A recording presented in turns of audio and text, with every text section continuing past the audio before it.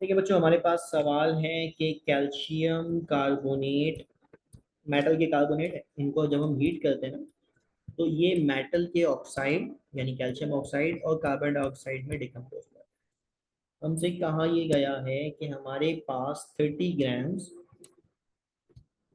Calcium carbonate है और हमें इसकी डिकम्पोजिशन से जो कार्बन डाइऑक्साइड पैदा हुई है उसका मास और उसका वॉल्यूम डिटरमिन करना है।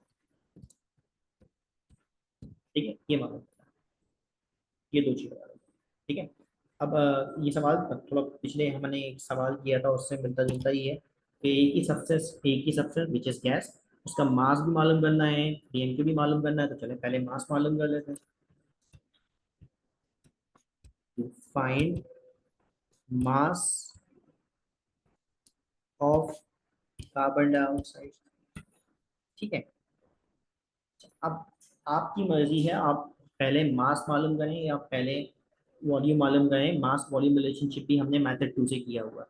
ठीक है। तो ऐसा भी हो सकता है कि आप पहले मास वॉल्यूम से वॉल्यूम मालूम करें, फिर उसको वॉल्यूम वाले फॉर्मूले से मास मालूम करें। तो ये भी मुमकिन है ना, ये भी मुमकिन है।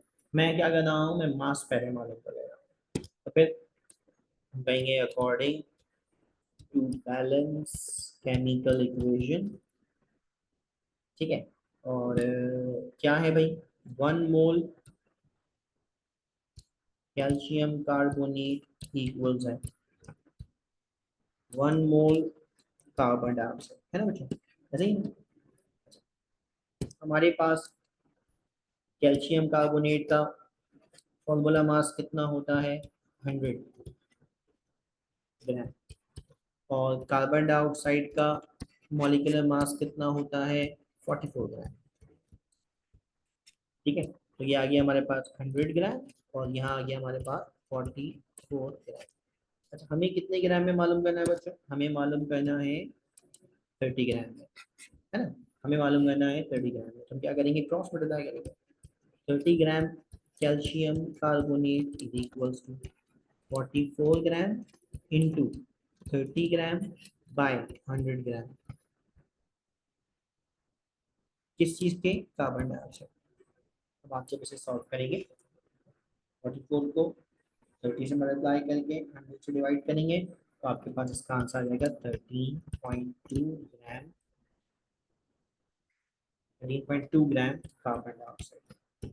ये आ गया आपके पास मास ऑफ कार्बन डाइऑक्साइड।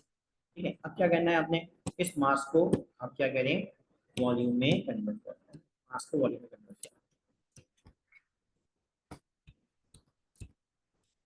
फाइंड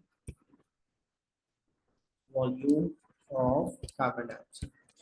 एक तो ये कि मास वॉल्यूम सेकंड मेथड से लगा के डायरेक्टली पूरा मालूम कर लें, या फिर आप क्या करें, डायरेक्ट इसको मास मालूम हो ही चुका है, इससे मालूम कर लें।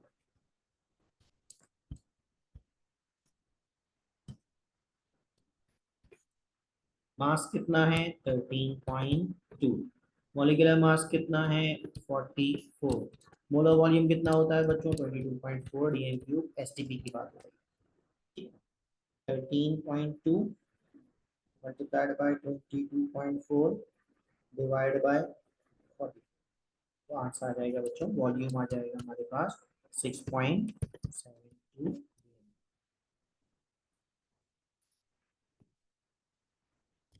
ठीक है बच्चों, समझ में आया, ये हमारे पास है।